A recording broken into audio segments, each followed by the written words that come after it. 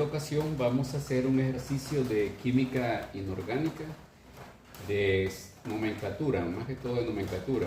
Y nos dice que identifiquemos los oxidácidos y nombrémoslos. Es decir, vamos a ver de todas estas fórmulas que representan compuestos químicos inorgánicos, cuáles son oxidácidos u oxácidos, ¿verdad? También se les llaman oxácidos. Entonces necesitamos tener claro qué es un oxácido, cómo se forma, igual que los otros compuestos, para poderlos distinguir. Generalmente, pues en las pruebas, en los exámenes, se nos dan una serie de fórmulas y tenemos que nombrar. Entonces, para poder nombrar necesitamos identificar qué función química representa. En este caso nos pide que identifiquemos los oxidácidos. Tenemos que saber que un oxidácido está formado, es un compuesto ternario que está básicamente formado por el hidrógeno, está formado por un elemento no metálico,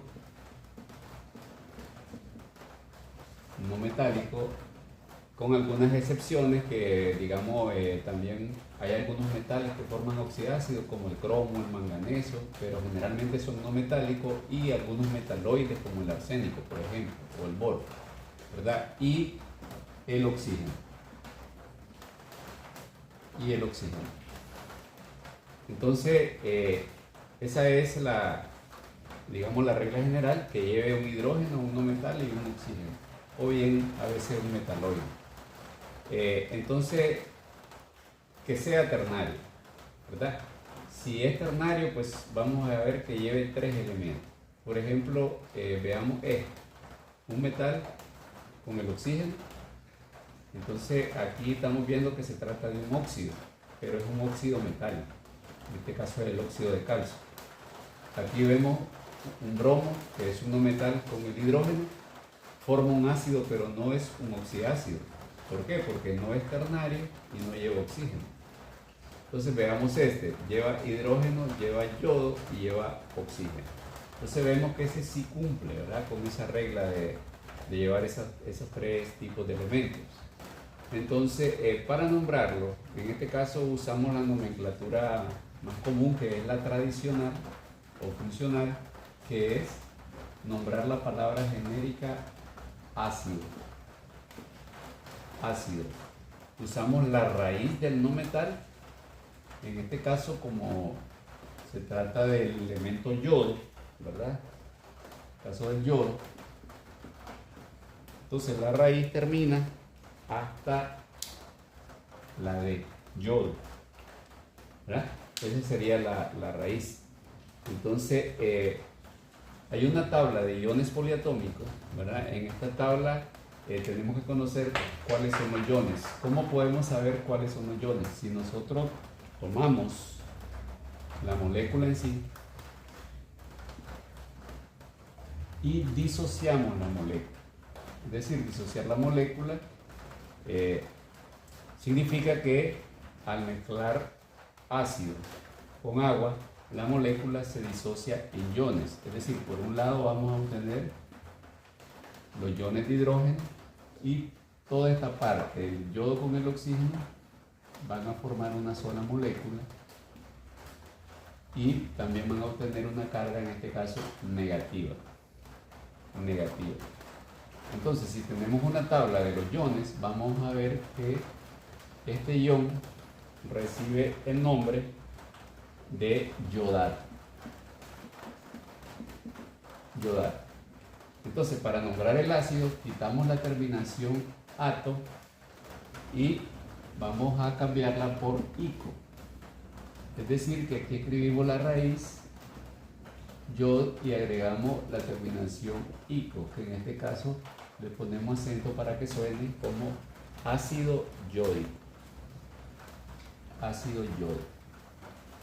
Y entonces ya nombramos ese compuesto. Aquí vemos que hay un metal y un no metal, y es binario. Este es una sal, el bromuro de potasio. Aquí tenemos un hidrógeno, el cromo, que es un metal, y el oxígeno, que es parte de la regla. Entonces, aquí en este caso, El cromo pues es una excepción de la regla que tiene que ser un no metal, porque el cromo sí puede formar un óxido ácido y reaccionar con el agua, ¿verdad? Para formar en este caso un oxácido. Otra cosa también que se me olvidaba es que los óxidos ácidos, es decir, un óxido no metálico, con excepción del cromo y el manganeso, ¿verdad? Con el agua forma un oxácido. Forma un oxácido.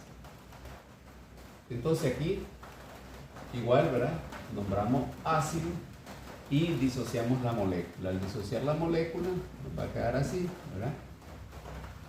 Este 2 que tenemos como subíndice significa que son 2 iones de hidrógeno, y la otra molécula es, en este caso, esa molécula recibe el nombre de dicromato, que va a tener una carga de -2. Entonces quitamos la terminación ato y la cambiamos por ico, y va a quedar ácido dicrómico. Entonces, como vemos, hay un intercambio de los números de oxidación por la valencia. En este caso, el -2 pasa como subíndice del hidrógeno, y el número de oxidación del hidrógeno pasa como subíndice del ion dicromato, que no se escribe, ¿verdad? Y ese es el segundo caso. Después tenemos otro compuesto, pero es binario, por lo tanto no es peróxido de hidrógeno, no es un ácido, no es un oxácido. Veamos acá. Entonces aquí tenemos hidrógeno, boro y oxígeno. Este sí es un ácido. Pero tenemos que ver, al disociar la molécula, nos queda de esta manera, ¿verdad? Y si buscamos la carga de esta molécula, ¿verdad? Esa carga es de -3. Y ese -3 es este 3 que vemos acá como subíndice.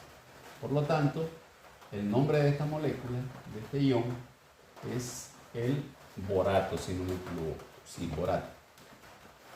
Entonces cambiamos ato por ico, y aquí sería ácido bórico. Por ejemplo, si nos diera otro caso, por ejemplo, vamos a borrar acá. Si nos diera, por ejemplo, H2SO3, este es azufre. Entonces, si nosotros disociamos la molécula, vamos a obtener